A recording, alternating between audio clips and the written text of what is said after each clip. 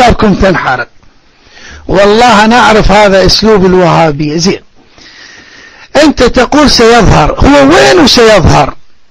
يعني أرجو أن تجاوبني، الله يرضى عليك، أرجو أن تجاوبني. أنت قلت سيخرج، وين هو ويخرج؟ يعني لما أقول أنا إنسان سيخرج من هذا الباب، يعني هو داخل هذه البناية سيخرج من هذه الباب. زين، أنت قلت سيظهر، هو وين الآن وبعد ذلك سيظهر؟ واضح السؤال؟ واضح السؤال ولا مو واضح؟ وأرجوك أخونا علي، ما لك شغلة بالشيعة، اترك عقيدة الشيعة. أنت إنسان تقول إنك سني سلفي، الآن أنا دوري أسألك بدون عقائد الشيعية، تقول واضح. جيد، إخواني الآن سأقدم له المايك، سيشرح لي أين موجود الإمام المهدي، لأنه سيخرج، فهو وين موجود الآن؟ سيجيب بعد لحظات. المايك لك. طيب شكرا يا حاج، وعدنا إن شاء الله أجاوبك بالتفصيل، بس أرجوك استمعني، لا تقاطعني ولا تأخذ مني المايك. أنا في عقيدتي الإمام المهدي يخرج في آخر الزمان، هو إنسان عادي. أنا بقول لك عقيدتي في مهدي حقنا عادي، أنت حر، أنت ومهديك حر. يخرج في آخر الزمان، طبعا مش يخرج يكون مولود له 1200 سنة وقاعد صافصرة أو في الويتنج، لا، هو يولد إنسان عادي، يولد زي الناس العاديين، لكن الله ربنا سبحانه وتعالى يهيئ له الأمور بعد ولادته. لا لحظة، احنا أخذنا الجواب. إذا أنت تقول أن المهدي سيولد، المهدي سيولد، يعني هو الآن في رحم امرأة وسيكون في رحم امرأة، صحيح؟ صحيح أخونا؟ خليك سريع وياي. صحيح، أنت تقول أن الإمام سيولد. المايك لك. نعم سيولد، هو بشر، أدري إيش هيطلع من فين؟ من الخرامة يعني هيطلع. تفضل المايك. أحسن، شوف من البداية أخونا، جاوبني بسرعة الحوار. زين، اعطيني رواية من كتب السنة تقول أنه سيولد. المايك لك. يعني سبحان الله يا حاج وعد، أرجوك رجاء خاص، أرجوك رجاء خاص. المهدي هو بشر ولا ملك؟ هو المهدي بشر طبيعي حيولد، يعني ما في، يعني أنت تطالبني بأشياء يعني عقلية بديهية. أعطيني دليل إنه سيولد. ليش هو حضرته حينزل من السماء مع المطر؟ حينزل، هو إنسان بشر عادي حيولد. بعدين أنت يا أستاذ وعد لا تقعد تتلفلف في التفاصيل وضيع وقتك، هذه أشياء الله ما أخونا الله يبارك بك، أنت خلاص جاوب، تقول هو المهدي سيولد، ما نريد نخوض. إذن إخواني تسمعون، هو عقلا يقول عقلا أن المهدي سيولد لأنه هو بشر، والبشر عادة يولدون، لكن لا يوجد عندهم رواية واحدة تقول أن المهدي سيولد، إنما سيخرج. ورواياتهم كروايات الشيعة، لكن هم بدلوا الخروج بفهمهم إلى الولادة. زين، الآن أنا اتفق معك، اتفقنا خلاص، خلينا رقم واحد. الآن اتفقنا إخواني أنه مهدي إخواننا أبناء السنة سوف يولد. أحسن، تبارك الله بي. زين، أنت اللي تريد الميكروفون أبقى شوي، الله يبارك فيك. زين، المهدي سوف يولد. الآن السؤال الخطير، كيف ستعرف أنه هذا هو المهدي؟ هل بالانتخابات؟ هل تصوتون عليه؟ يعني بما أنه قلت سيولد، هو موجود في رحم امرأة، سيولد، يعني أنا عندي جاري تقولون اسمه اسم النبي، صح؟ اسمه اسم النبي. فلما امرأة تلد ولد اسمه محمد، فأنا أتحضر أقول هو هذا المهدي ولا مو هو؟ ممكن يطلع هو وممكن يطلع مو هو، عدل، ممكن هو ممكن مو هو، وممكن أكو مليون رجل اسمه محمد. شلون يا أنتم يا سلفية تعرفون أنه هذا الرجل هو الإمام المهدي؟ بتصوتون عليه، تنتخبوه، عنده فد شيء وأريد بالدليل لطفا فدوا أروح لك أنا موت على الدليل. تفضل المايك لك. طيب شكرا يا أستاذ وعد، هذا هو السؤال الخطير بس. تفضل المايك. والله إذا جاوبتني على هذا السؤال بالدليل أنا أترك التشيع، مو بس خطير، أنا أخلي تشيعي مرهون بهذا السؤال. عدل سجلها علي.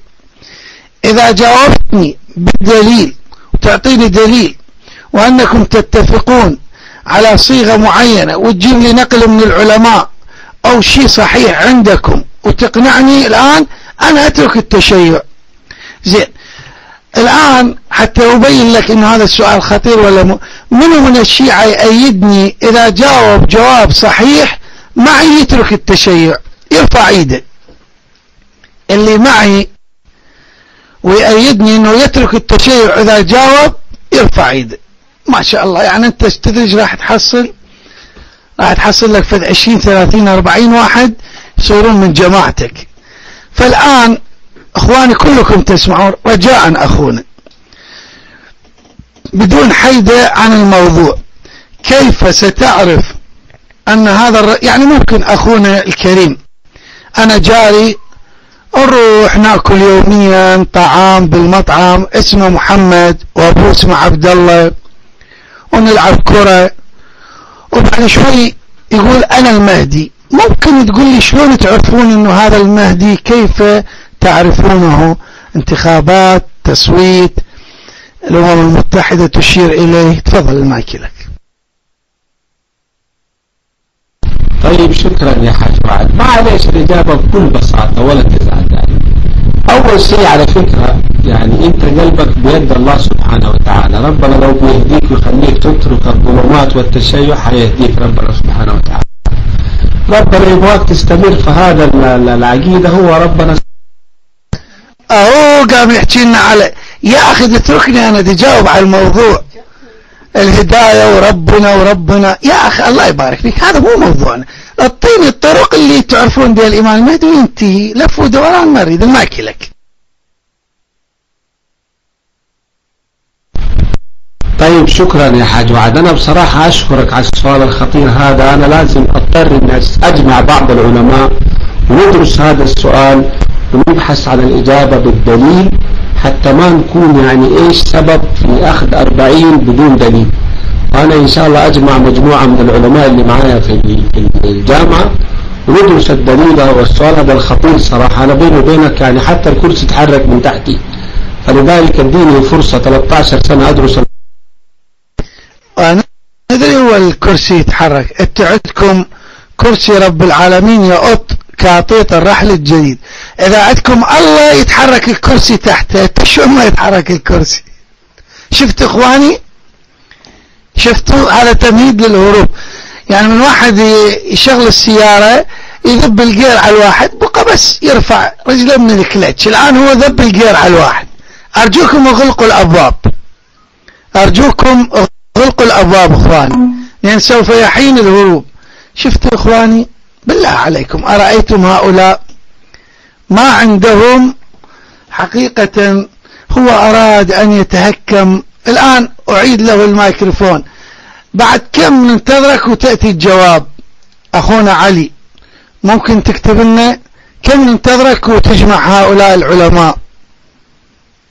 قبل شوي يقول بس هو هذا السؤال الخطير، هو الآن يريد له 13 سنة يلا يجيب الجواب. وين يراد ننتظر 13 سنة؟ الحمد لله رب العالمين، الحمد لله رب العالمين أنه جعل. ولذلك لما قلت له أن أنت ما عندك ضمير أخواني، لأنه هذه عادتهم، يتركون الحوار ويهربون. يقول في مايك أو انتهى الحوار. شنو في مايك؟ هو مو قال اخواني اعطيني مجال اسأل العلماء واجمعهم ثم بعد ذلك اجيب؟ قال ولا لم يقل؟ اخواني هل قال هذا الكلام؟ بالله عليكم سمعتوه ولا لا؟ اللي يقول الان يقول الحوار انتهى. لا ما انتهى، بس منتظريك تجيب الجواب. اخونا ما انت بس منتظريك تجيب الجواب. انت اعطيتني 13 سنة شو نسوي؟ حسبنا الله ونعم الوكيل. راح ننتظر 13 سنة. عند ذلك انا اخاطب السلفية الخطاب الآتي: هل هؤلاء من يمثلكم في النقاش؟ هؤلاء هم المشايخ؟ هؤلاء هم الرسل الذين تبعثونهم لكي يناقشوا الروافض؟ هؤلاء من يمثلونكم؟ طيب حسبنا الله ونعم الوكيل. يا ضمة علي البيك رفعت راس يا ابني يا ضمة علي البيك رفعت راس يا ضمة علي البيك رفعت راس هاي الخليت واد الطف مثل للناس قالوا وفت عهد بكربلاء العباس قالوا وفت عهد بكربلاء العباس هذا الأمة تريده هلا هذا الأمة تريده هلا هذا الأمة تريده قالوا وفى العضيده هلا قالوا وفى العضيده قالوا وفى العضيده هذا الأمة تريده قالوا لي نذرت بكربلاء الرضعان يا ابني قالوا لي نذرت بكربلاء الذرعان شفت المايلات صدرت عطشان طشرت الاعادي وجندلت فرسان هلا هلا جندلت الاعادي وطشرت فرسان ادري بالحرب عيده هلا ادري بالحرب عيده انا ادري بالحرب عيده قبل حسين للمذبح رحت يا الحيد هلا المذبح قبل حسين للمذبح رحت عطشان كل شدة ترى وقفت عضيد تريد هلا قبل حسين للمذبح رحت يا الحيد وكل شدة ترى وقفت عضيد تريد وبزودك اخوك تعنى حرب يزيد هلا يدري الخندق تعيده هلا يدري الخندق تعيده يدري الخندق تعيده ابد والله يا زهراء ما ننسى حسين ابد والله يا زهراء ما ننسى حسين هلا هلا